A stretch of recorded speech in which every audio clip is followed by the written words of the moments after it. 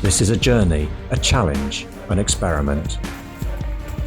Join me as I try one of the most basic things in life, walking. Together we'll journey between three very different lighthouses, from the Burnham-on-Sea Low Lighthouse in Somerset to Hartland Point at the tip of North Devon, before heading due south to explore Smeaton Tower in Plymouth. But this is not a film about lighthouses, beautiful as they are. This is about slowing down and stripping life back to the basics, embracing the moments as they unfold. Let's simply experience life as we pass it by, one foot in front of the other. Together we'll savour the colours, the scenery, the rain, as we explore the peaceful and beautiful countryside along the border of Devon and Cornwall in the southwest of England.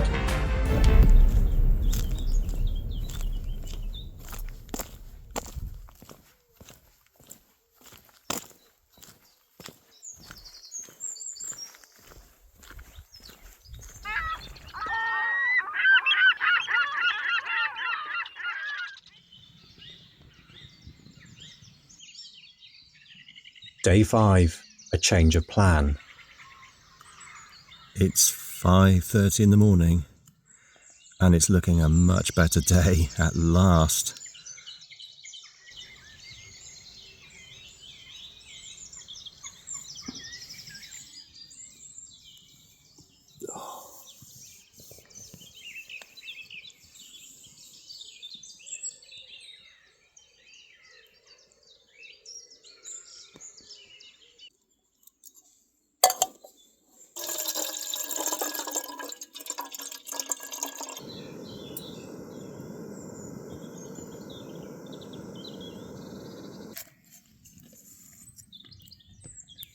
Okay, it's 7:30.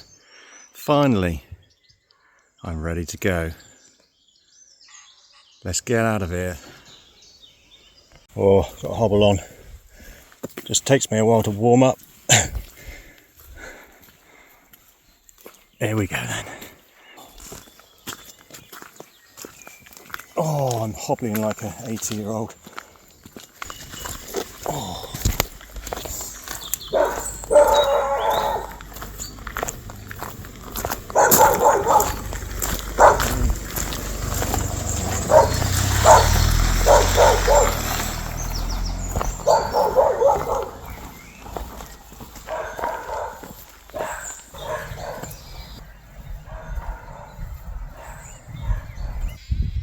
That's looking a little bit threatening. Beautiful. But will it rain?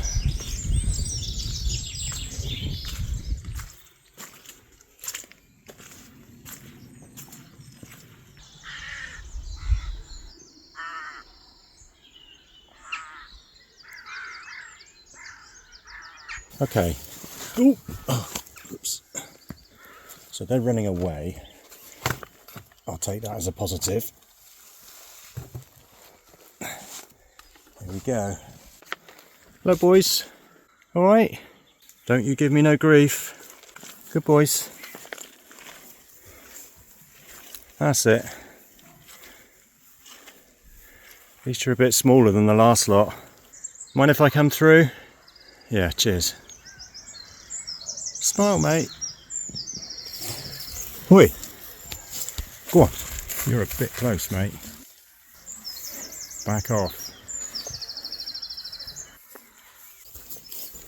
I'm watching you. Go! You're getting too close, my friends. Cheeky little beggars. You know, if I was in the same field all day, I'd probably chase everything that came through just to give me something to do. They weren't too bad. Alright, let's keep going.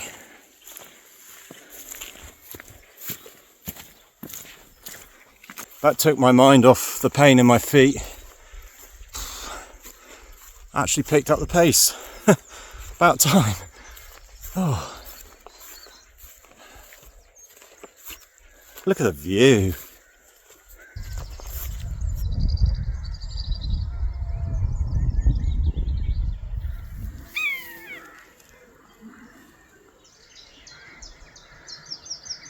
I was enjoying these early mornings. I mean, I like a good sleep, but sometimes an early morning start can be magical. And now my aching muscles had warmed up, I was able to settle into a better pace again.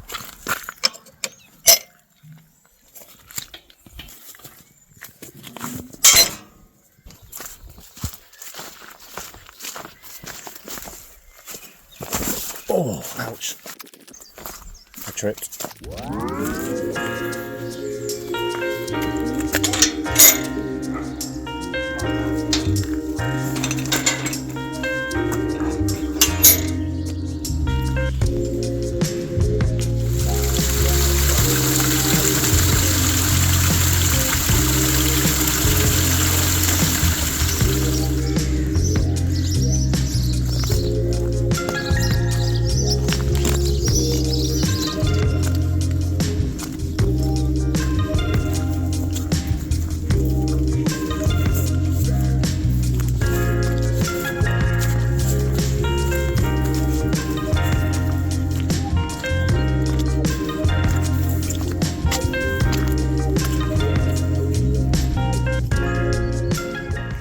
I thought today would be a good day for shorts.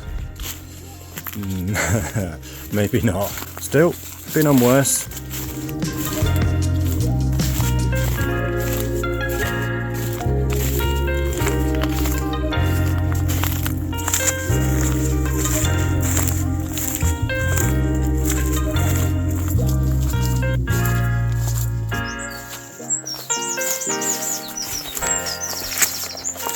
Oh. Oh.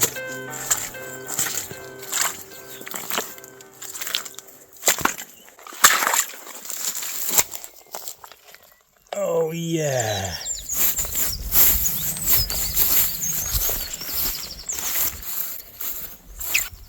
That'll do.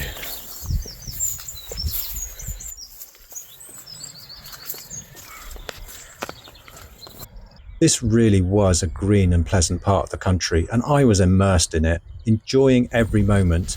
And yet, I knew that I needed another change of plan.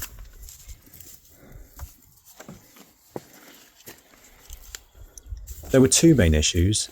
Firstly, I only had a set amount of time for this adventure, as I had to catch my pre-booked train from Plymouth by day 6, tomorrow. Secondly, there was no way I was going to get there at my current pace. Morning, Barry. Oh, steady on.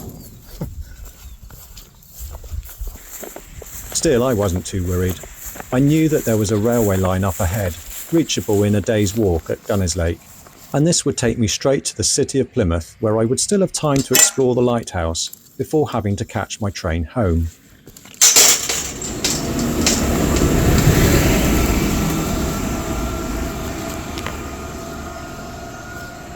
I'd also heard that it was a beautifully picturesque train ride, and as my railway experience on day 1 had been so enjoyable, I was quite up for repeating it. Reassured by my map, I had settled into a pace comfortable for me.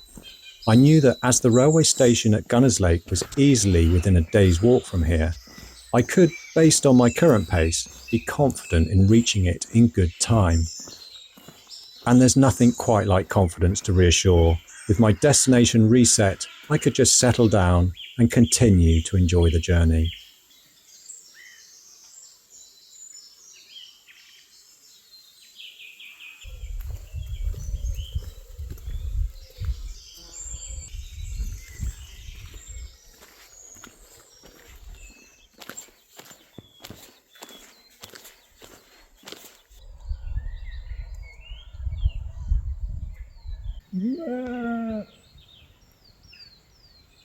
I had brought enough of these hermetically sealed sachets of wonder to get me through the next few days. The ready meals were convenient and tasty, meaning I could minimise time spent cooking, yet still look forward to meal times. A welcome addition to my backpack, they're easily available by post from Basecamp Foods with free UK delivery. I've put a link in the description if you're interested.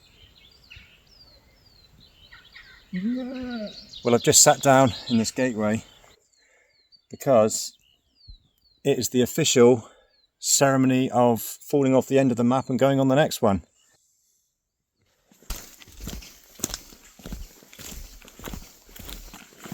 Continuing to head south, I can see Kit Hill and the monument atop its granite summit. A monument of times gone by is actually a chimney stack from the old mine that was worked in this area from 1856 to 1884. I'd already seen a few reminders of Cornwall's industrial past, and I was to see quite a few more before the day's end.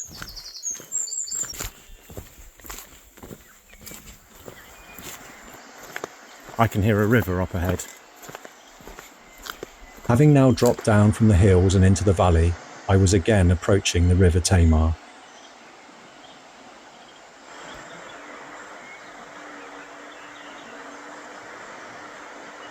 The River Tamar forms the border between the two beautiful counties of Cornwall and Devon. Right now I'm enjoying the Devonshire side as it flows on through the Tamar Valley.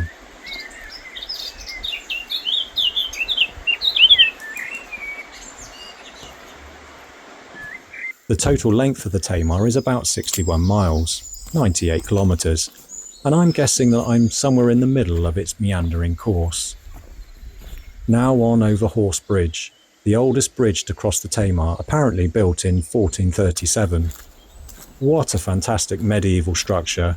Yes, it obviously lacks the grandeur of a medieval castle or cathedral, but as an essential piece of infrastructure from that time, it still has utility today, and I think it's a beautiful thing.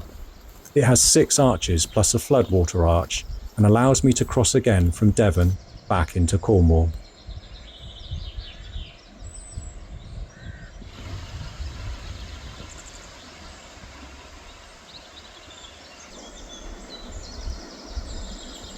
As I continue, I'm once again struck by the peace and quiet of what is now just a minor country road.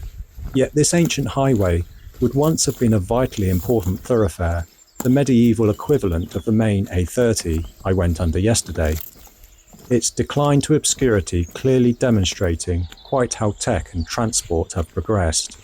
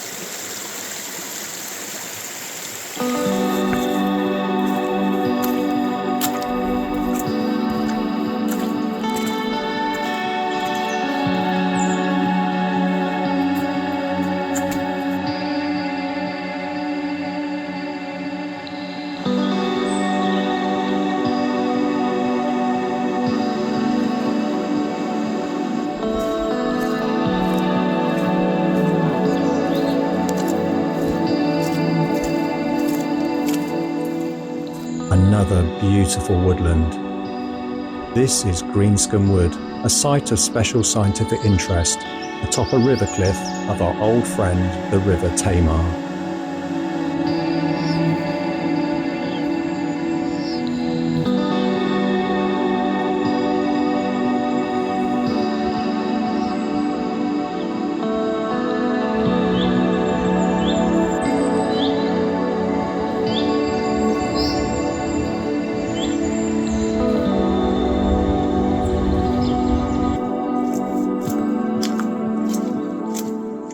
As I pass evidence of old mine workings, I suspect it's not always been this beautiful, though it was probably just as dramatic in its own way.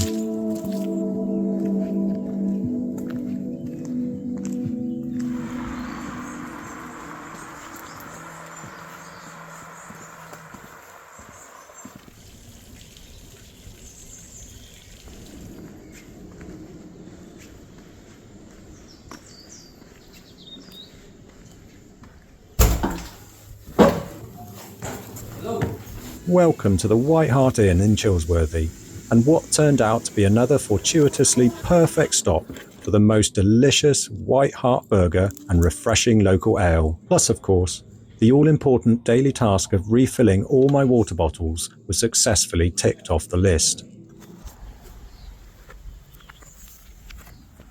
We're in the old mineral mining country here. Going back in time, this would have been a busy place. Today, though, nature and passing time have softened the sights and sounds of that industrial past, and I cover several miles where its history seems to be just about holding on to the echo of those times gone by.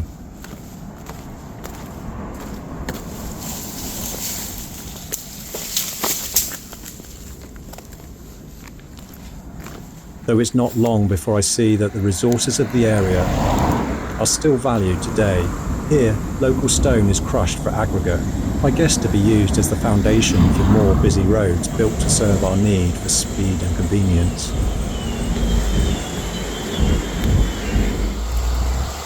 I could think of a few slower footpaths where this stuff might come in handy too.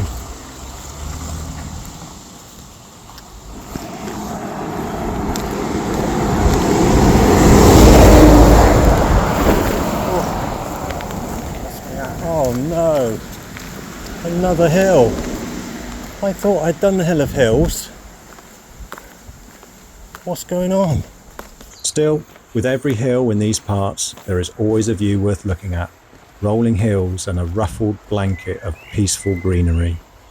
I was heading for my final campsite. Top of the hill!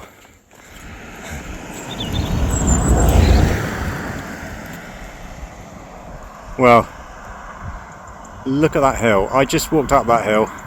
Absolutely shattered. That has got to be worth a like. Go on, gently click that like button. Cheers. Right, let's carry on.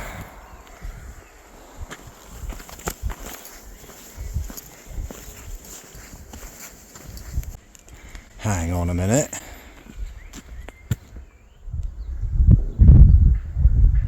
That's got to be Plymouth.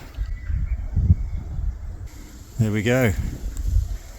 My first view of the Tamar estuary. Wow.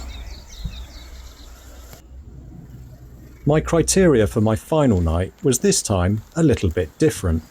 I needed to camp close enough to the railway station so I could catch the first train of the morning.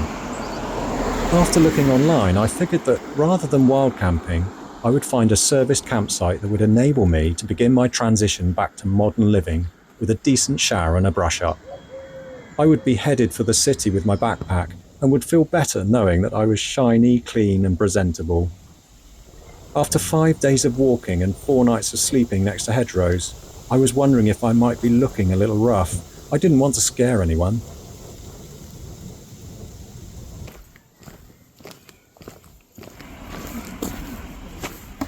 Are you open for campers?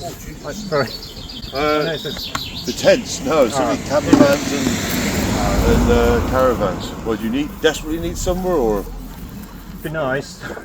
Yeah, well, you can put your tent up. It's tiny. Yeah. I mean, look. It's absolutely tiny. It's 2 of me, basically. I can just hide somewhere. Alright, yeah, come in here. Where have you come from? Hartland Point. Quite a beaten track, aren't you? I'm knackered. Where I'm going to take the train tomorrow to Plymouth. Yeah. Alright. Yeah, that's So, it. was you doing the coastal path then? No, I thought I'd do like inland a little bit. All right, okay. Yeah, A little bit. beautiful. Well, unless you could, unless you were there, it's entirely up to you. If you don't want to be exposed to it, if you're thinking, or you can go down. Yeah, I can go down there, that's fine. All right. Yeah, All alright. Oh, lush. This will do nicely. There we go. Tenner to stay here. Lovely. Just what I need.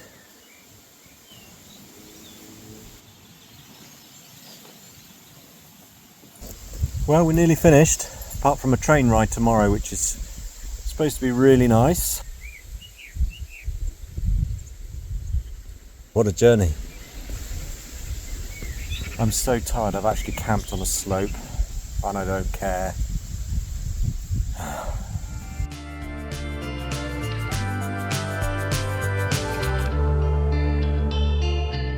I had walked 11.23 miles, or 18 kilometres by the end of day 5. This was to be my last full day of walking, though I had stopped slightly earlier once I'd arrived at the campsite for my final night. Since leaving Hartland in the north, I had now walked 63.29 miles, or 101.86 kilometres.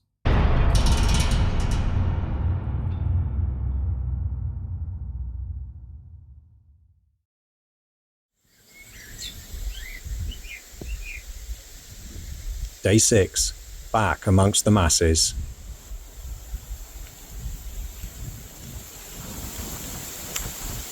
Yep, day 6 had arrived, brighter than the day I started, and the final chapter of my wandering adventure. I left the campsite early, and I didn't see a soul. The Tamar Valley had been welcoming, beautiful and rewarding. Rested and refreshed, I set off again with a spring in my step and the weather on my side, the early morning sun already warming my face as I walked.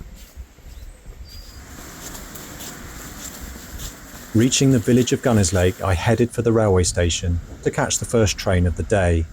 The station is at the start of a small branch line which winds along the Tamar estuary directly to the city of Plymouth, from where it would be possible to travel to the ends of the wider world, but for me would represent the end of my current adventure.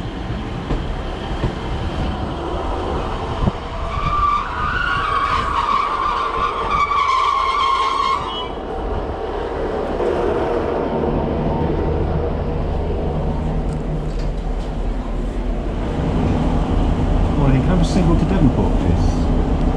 780, please. Cheers.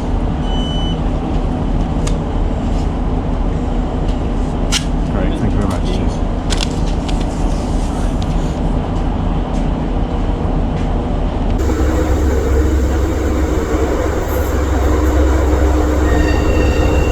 And so the train squeaked and rattled on, at first through a landscape I'd come to love over the last few days, then onwards over the old cowstock viaduct, 120 feet high, the Tamar now maturing to a wider river. Then across Tavy Bridge, where the sister River Tavy merges with the now estuarine River Tamar, swelling it even further. This train ride felt a bit like a time machine. I was gradually returning back to this century, leaving behind all that was peace and quiet, leaving behind the birdsong, the green, and the quiet strength of times gone by, onwards, back to reality, routine, and the future. Travelling from the distant past, from simpler though probably more challenging times, from the ancient rural heartland forwards and on, past Victorian housing built to cheaply house the many dock workers of that era, and forward again to be finally transported back to the present.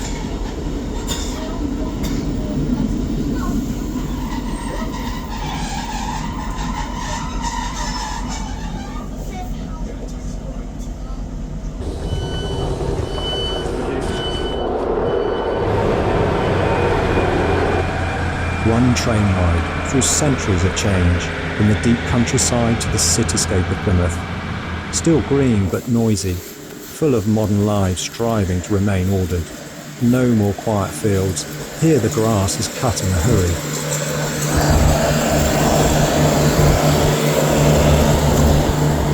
But I was relieved to be here.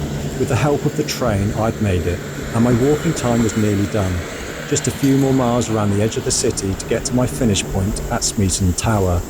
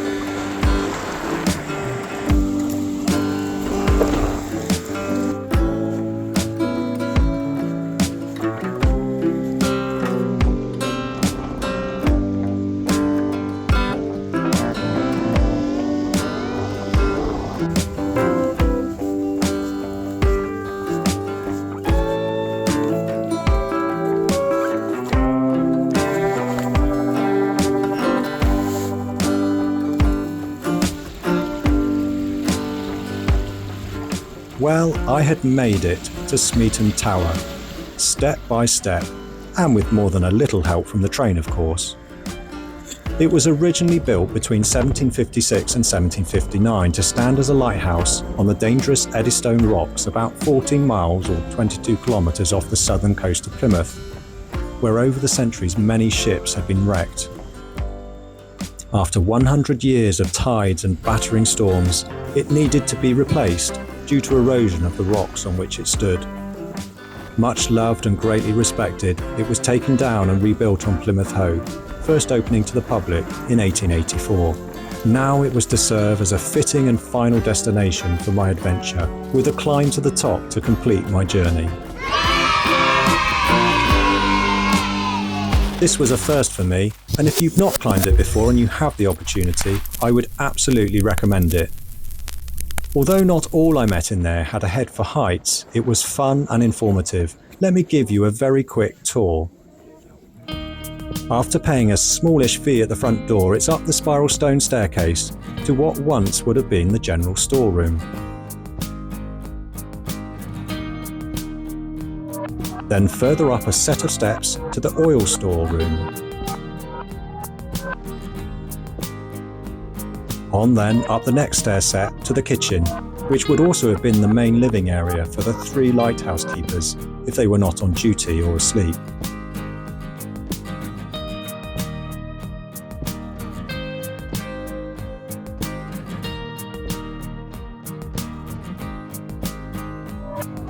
Then up again to the bedroom, and where personal belongings like clothes would have been stored.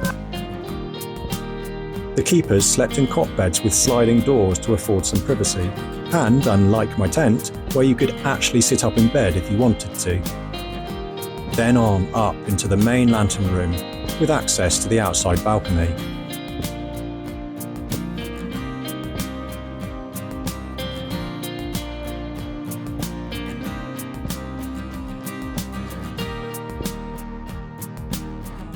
The original light source would have been a large single chandelier holding 24 candles. This, apparently, is a replica.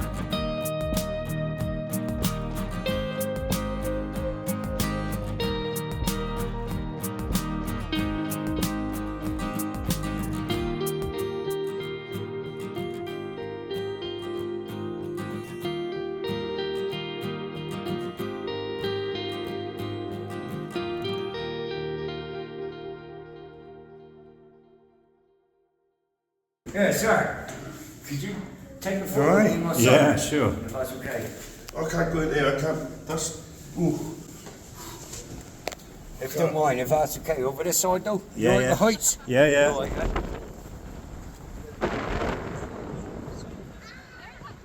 Beautiful, isn't it? Lovely.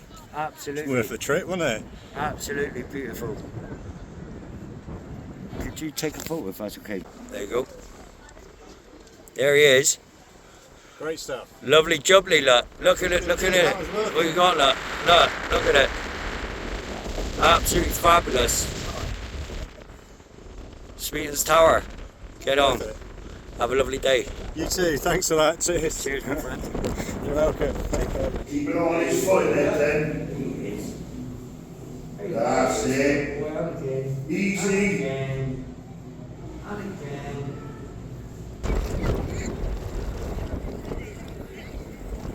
Cheers, guys. Hey, you take care, buddy. Hey, all the best. You too, mate. Take Cheers. care, buddy.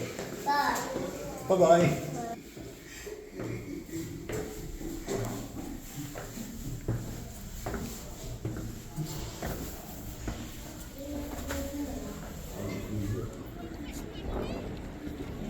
Walking. What a great thing to do. Each small step had taken me that much further. From my early starting point at sunrise on day 1, ever closer to the end of this magical adventure by sunset on day 6.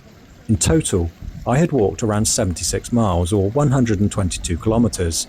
But this was just a number. What really mattered was setting the direction and undertaking the journey. Thanks for travelling with me, and please like and subscribe to show your support. We're all on our respective journeys, and when our paths cross, acknowledging these encounters really matters. Now, I'm not saying that going for a walk will solve any of life's problems. It's more a matter of perspective. But I hope in some way I've inspired you, if you can, to try it for yourself. Remove yourself from the daily humdrum. Try something new. Explore another world. Somewhere, anywhere outside of your own. And who knows where it may lead.